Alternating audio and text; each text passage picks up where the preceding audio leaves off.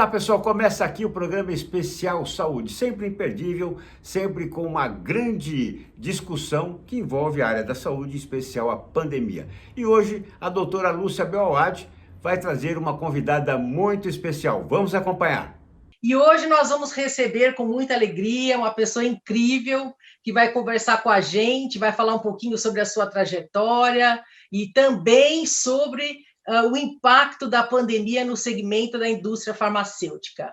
Ela é Silvia Sfer, diretora de negócios institucionais da Bayer, professora de marketing do INSPER, da Sindusfarma e do Instituto Butantan, foi diretora corporativa na Novartis e na Bristol Myers Squibb.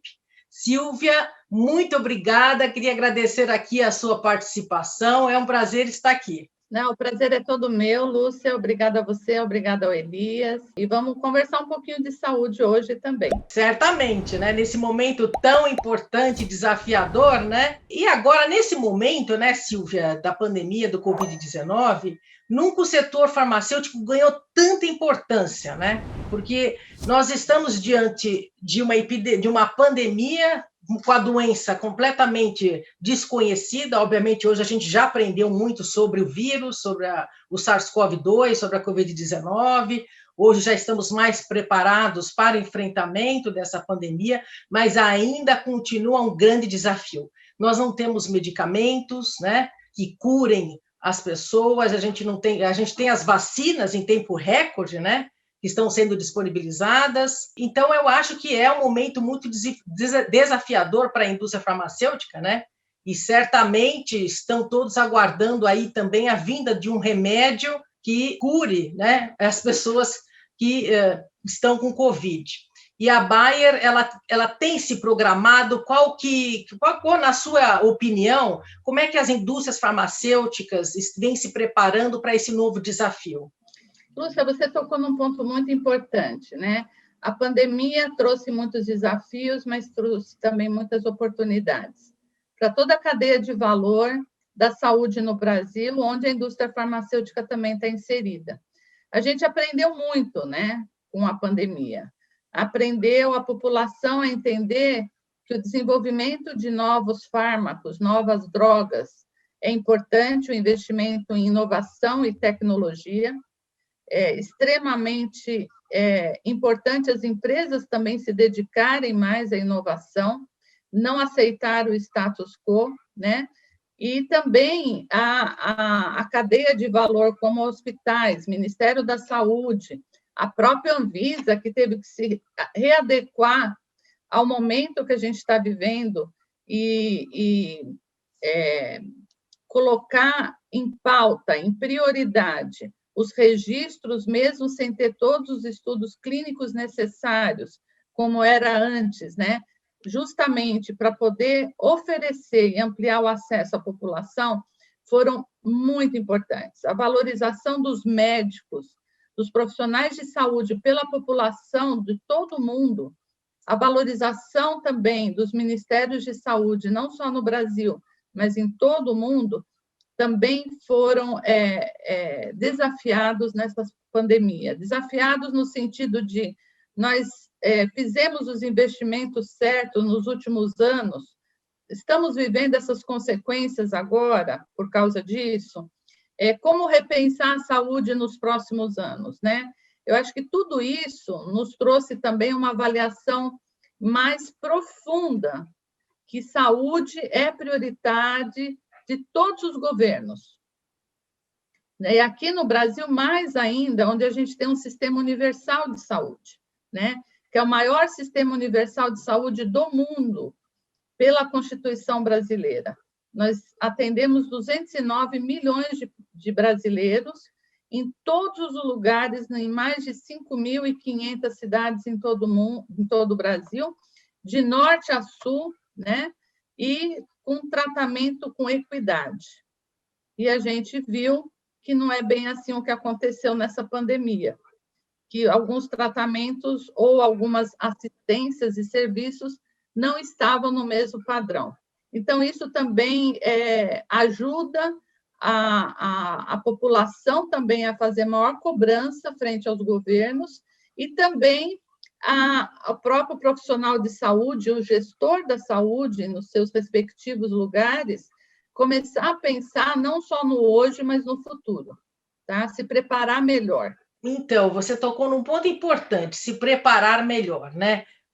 O Brasil, não só o Brasil, mas outros países do mundo não estavam preparados para essa pandemia, né? Mas graças às inovações tecnológicas e a internet e a disponibilidade de informações em tempo real, você vê, a gente teve o sequenciamento do SARS-CoV-2 feito pelos chineses faz 1 ano, e nós já temos aí várias vacinas em andamento, né?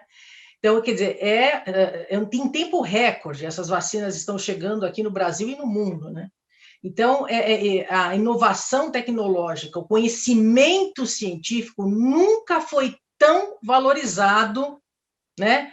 E eu acho que é um grande aprendizado que nós temos aqui, que valorizar os nossos cientistas, valorizar a ciência e também a inovação, porque sem inovação a gente não consegue andar para frente e muito menos responder a um desafio como esse, que é a pandemia da Covid-19, né, Silvia?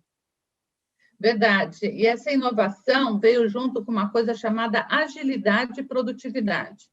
Foi provado também que a gente é capaz de trazer as coisas mais rapidamente para o mercado, que a gente não precisa esperar tanto tempo para alguns processos até mais burocráticos no Brasil para poder disponibilizar o que a gente precisa na saúde. Eu acho que a gente teve um teste muito bem feito, onde alguns estados saíram melhor que outros, né? Que foi, para mim, foi um quiz, né? Que a gente teve que passar. Mas olha só, para que esperar 2 anos para ter uma inovação no mercado, né? Se a gente pode trazer em 2 meses. Por que a logística no Brasil demora tanto se a gente tem aviões aí do próprio governo para disponibilizar isso tudo para cidades e para os estados? Então, foi mostrado que a gente tem agilidade quando a gente precisa. E também parar de pensar que toda inovação tem que entrar num processo como era há 10 anos atrás. Nós estamos numa era digital, numa era tecnológica, onde a inovação vem junto com tudo isso, onde o brasileiro, eu digo brasileiro, né, porque a gente está aqui, mas isso cabe para o mundo inteiro, desburocratizar as coisas e fazer acontecer de uma forma mais rápida e ágil no mercado. Isso, para mim, é muito importante quando se fala em saúde, porque, às vezes, um paciente, por causa de 2, 3 dias, pode vir a óbito se não receber o seu tratamento adequado, né? Então, eu acho que as autoridades e a própria cadeia de valor da indústria tem que pensar nisso, sim. E o governo tem que ajudar, né, Silvia? Desculpa interromper. Total. Ele tem que investir, né, em financiamento de pesquisas, em inovação, na ciência, que é o que você falou. Quer dizer, o desenvolvimento de um medicamento ele demora aí por volta de 15 anos, até o descobrimento da molécula, e o mercado é uma trajetória muito longa, e o paciente não pode esperar. E, muitas vezes, os países que estão investindo em inovação, como Estados Unidos, Israel, que é o exemplo para o mundo, né? Vacinou todo mundo, a população, a pandemia lá já está sob controle, lá em Israel existem centros de excelência de pesquisa, né? Estão sempre atentos à questão de novas tecnologias, e o Brasil parece que ainda está engatinhando, estamos ainda num processo muito burocrático, entre aspas, né? e que só desfavorece o ambiente da ciência e da inovação. É isso mesmo, Silvia? É isso mesmo. A burocracia ela trava a inovação, ela desestimula a inovação, e o governo realmente é um grande protagonista, né?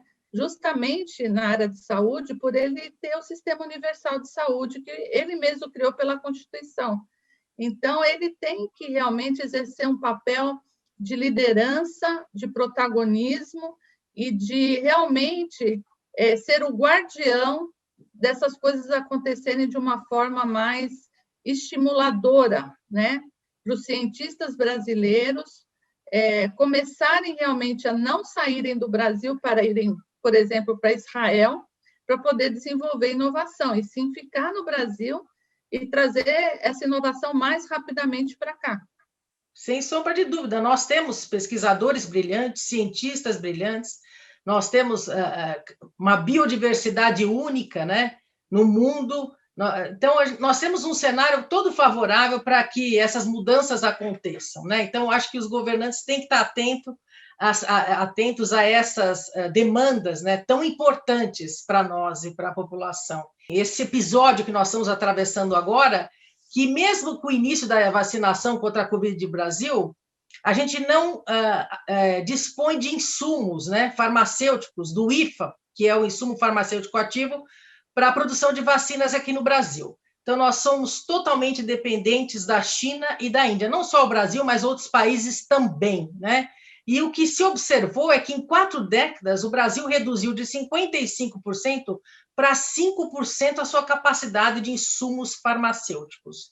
E algumas notícias mostram, né, que isso ocorreu por falta de estímulo e questões tributárias do governo, né, na década de 80, 90. Gostaria de saber um pouquinho da sua opinião a respeito disso.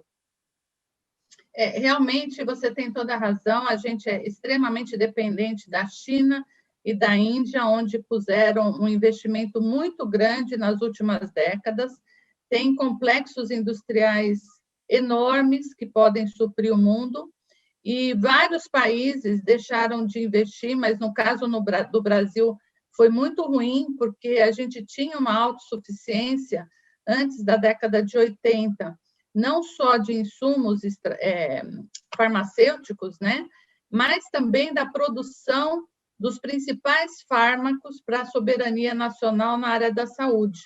E realmente houve um desestímulo muito grande durante essas últimas décadas, onde vários laboratórios oficiais do Brasil deixaram de investir, né, na fabricação de fármacos e de IFA, e ficamos 100% dependentes, como você colocou, 95% dependentes de IFAs de outros países. E para você ver, o mundo inteiro tem uma dependência grande desses 2 únicos países, né?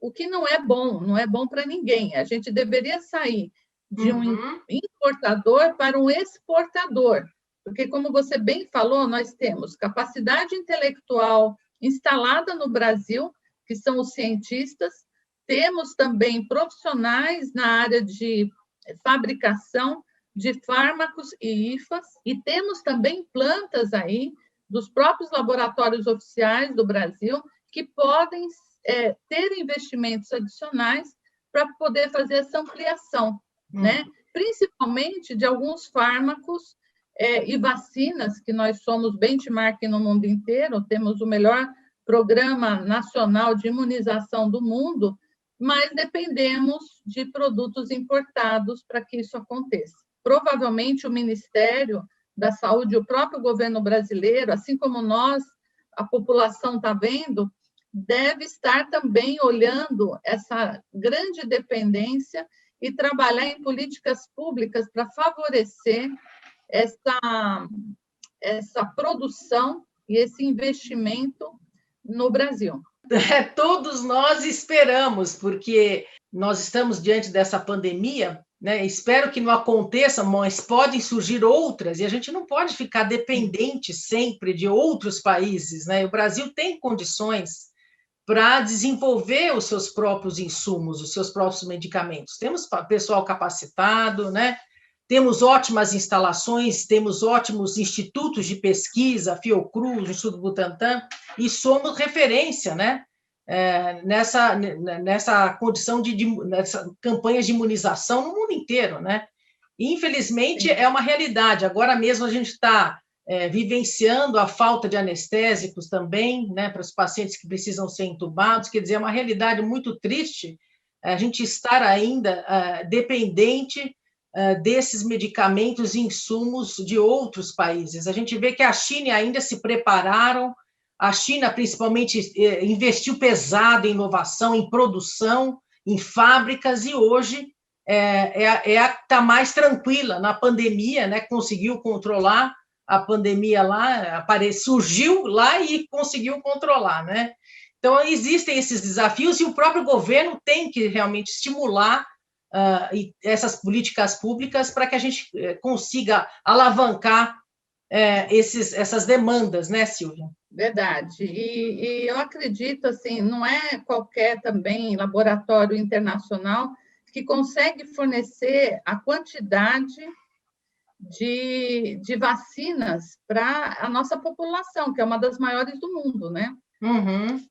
Nós estamos falando de mais de 200 milhões de habitantes, 2 doses, né? Então, assim, qual é a fábrica que pode fornecer tudo isso?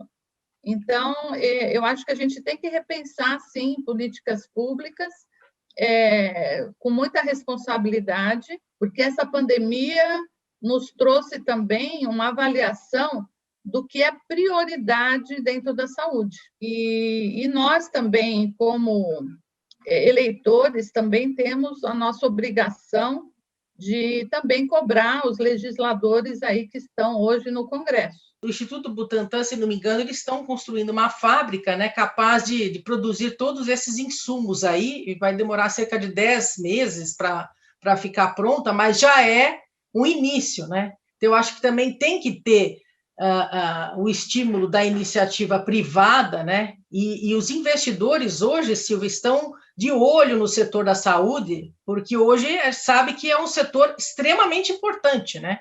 E as indústrias farmacêuticas, elas têm que estar atentas a isso também, né? É verdade. E também, assim, a gente tem que ser parceiro nessas decisões, né? Porque certo. Quando a gente junta os dois interesses e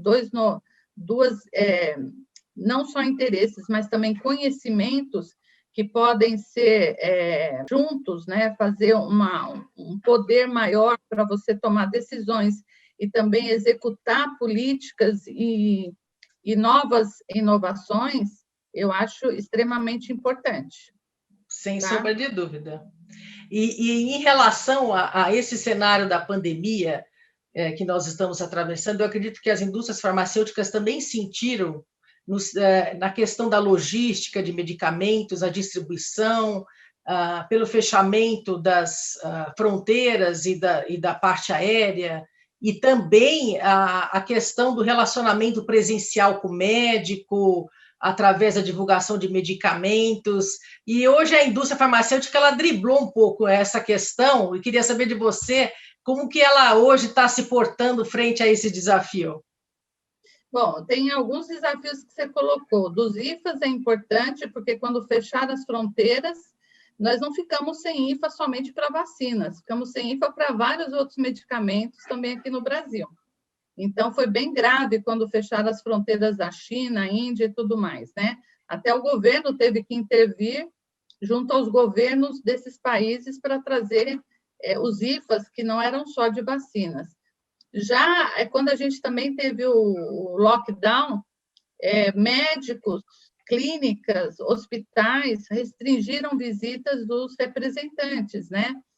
Muitos centros de referência também fecharam do governo ou ficaram muito restritos à visitação médica, né, que a gente chama, dos propagandistas da indústria farmacêutica, o que também nos levou a repensar o modelo de negócio e entender de como a gente poderia se comunicar com esse médico, né, de uma forma que ele pudesse absorver as informações e também questionar a gente algumas coisas e não perder esse ritmo que a gente tinha também, porque os dois lados perderiam nessa pandemia.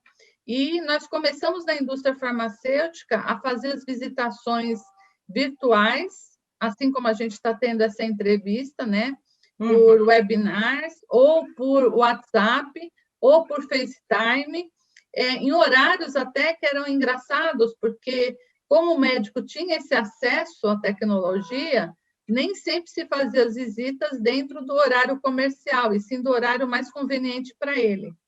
Então, trouxe também uma nova realidade na visitação, né?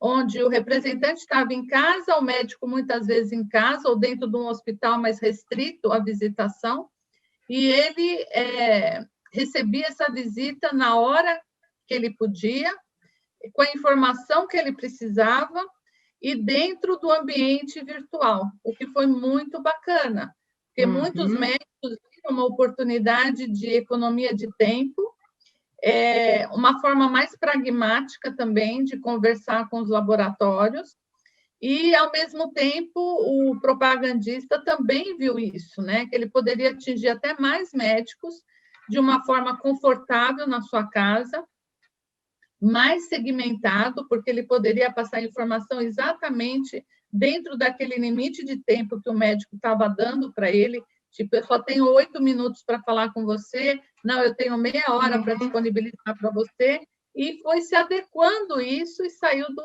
da rotina que eles tinham. Então, eles tiveram que recriar, né, mudar o modelo de negócio de visitação, e cada um foi achando o seu jeito, baseado na necessidade do médico. Então, saíram do trânsito, saíram dos estacionamentos, saíram do estresse do dia a dia, e agora que está voltando algumas clínicas e hospitais, nós estamos de uma maneira mais híbrida, né? Alguns médicos visitando virtualmente, outros presencialmente, com restrições, com muito cuidado também com a saúde do colaborador, né? E do próprio médico também. Sem sombra de dúvida, momentos de muitas transformações e desafios, né, Silvia? A telemedicina é prova disso também, né? Os médicos também tiveram que se adequar ao atendimento aos pacientes, né? De forma virtual, e as empresas também tiveram que correr atrás de se adaptar a esse novo momento, né? E a gente percebe que hoje é completamente possível, né? Você ter essa comunicação virtual, como nós estamos tendo aqui, e trocar e passar as informações necessárias, né? Porque muitos medicamentos que estão fora do Brasil e que já são utilizados em outros países é de interesse dos médicos e dos pacientes, então a informação ela tem que chegar rápida e completa, né, Silvia? Então, eu acho que essas ferramentas virtuais trouxeram um valor absurdo, né? A telemedicina ela trouxe uma agilidade muito boa para o médico, para ele atender os pacientes de sua casa. E aí veio também a receita eletrônica, até as receitas de tarja preta e vermelha, você pode receber no seu celular e levar na farmácia e comprar o seu medicamento, coisa que era uma coisa super impossível e tudo mais. Então, tudo se simplificou para todo mundo. Então, os pacientes estão sendo tratados mais rápidos, os médicos podem tratar mais pacientes, você não precisa um papel para ir comprar receita, então você tem uma economia muito grande. Os próprios planos de saúde aceitaram a telemedicina e estão usando de uma forma muito bacana. E eu acho também que nós não vamos ser mais o que éramos antes. Vai mudar muita coisa nos hábitos e atitudes aí dos médicos e da saúde no Brasil. Sem sombra de dúvida. Eu acho que essa pandemia trouxe muitas lições para todos nós, para os gestores, para as empresas, e eu acho que as coisas, a partir desse momento, vão mudar e para melhor. A gente assim espera, né, Silvia? Então, eu queria que você contasse um pouquinho sobre a sua trajetória, como é que você foi parar na indústria farmacêutica, tem alguém na família que trabalha no setor, como que tudo ocorreu? Na indústria farmacêutica, não tenho ninguém na minha família que trabalha. Eu comecei na área de serviços, né, e trabalhei nos Estados Unidos 5 anos, depois na América Latina, nessa área de serviços de informação. Fui parar depois da minha carreira como executiva na área de agribusiness, na Monsanto, onde fiquei lá um bom tempo, e de lá passei em 98 para a área farma, que a partir daí me apaixonei muito, e estou aí já, 23 anos, né, na área da farmacêutica. É muito gostoso trabalhar com saúde, trabalhei em várias áreas da área farmacêutica, como marketing, fui diretora de vendas da indústria farmacêutica também, e depois fui para a área de negócios institucionais, onde eu trabalho com acesso ao mercado de produtos da Bayer para o governo e para a saúde suplementar, os planos de saúde. E, como eu sempre falo na indústria, né, eu acho que é muito gostoso a gente acordar e fazer um trabalho onde você está melhorando a vida das pessoas através da saúde, né? Possibilitando a população ter tratamentos de primeiro mundo, tratamentos que realmente curem ou melhorem muito a sua qualidade de vida. Então, é isso que me inspira todo dia a levantar e ir para o meu trabalho. Nossa, que bacana, né? Esse seu testemunho e essa sua vontade, né? E a garra, né? No seu trabalho, dedicação e foco, e também esse desejo de fazer sempre que a saúde melhore como um todo, né? Aqui no Brasil, provendo acesso, medicamentos para a população, né? Eu acho que é esse que é o mais importante. E nós estamos aqui chegando nos nossos minutos finais da nossa entrevista. Eu gostaria muito de que você deixasse uma mensagem para as pessoas que estão nos ouvindo, né? Afinal, você trouxe tantas informações importantes aqui para nós. E qual que seria a sua mensagem final para as pessoas? Eu acho que, para mim, como pessoa e paciente, vamos dizer assim, eu acho que o paciente tem que buscar mais informações sobre os seus tratamentos, sobre a sua saúde, né? Não só para ele poder ter uma saúde melhor na prevenção, mas quando estiver doente, também buscar os melhores tratamentos que existem hoje no Brasil e no mundo, porque é um direito do nosso cidadão ter isso. Como gestora da indústria farmacêutica, a gente não pode aceitar o status quo, a gente tem que sempre buscar novas maneiras de realmente entregar o propósito da indústria, que é saúde, né, de cuidar bem da população brasileira, já que nós estamos instalados no Brasil, a gente tem esse compromisso com a sociedade civil e com a sociedade médica. Então, é buscar a cada dia, como você começou muito bem, né, a nossa discussão aqui, a inovação. Você falava inovação várias vezes, né? Não se contentar com o que a gente tem, mas buscar sempre estar à frente do tempo através da inovação, mas mais do que isso, de colocar essa inovação no mercado à disposição da população. Isso eu acho extremamente crucial, entendeu? Sem sombra de dúvida. Essa é a minha mensagem para todos vocês. Nossa, e realmente isso é muito verdade. A gente espera que todo mundo tenha acesso aos medicamentos e que seja igualitário e que esteja disponível. E essa pandemia trouxe essas lições para a gente ter essa agilidade e os governantes estarem atentos a essa questão da inovação e também de investimento à ciência. Eu gostaria muito de agradecer a sua participação aqui com a gente. Muito obrigada e até a próxima, Silvia. Eu que agradeço, Lúcia. Foi um prazer.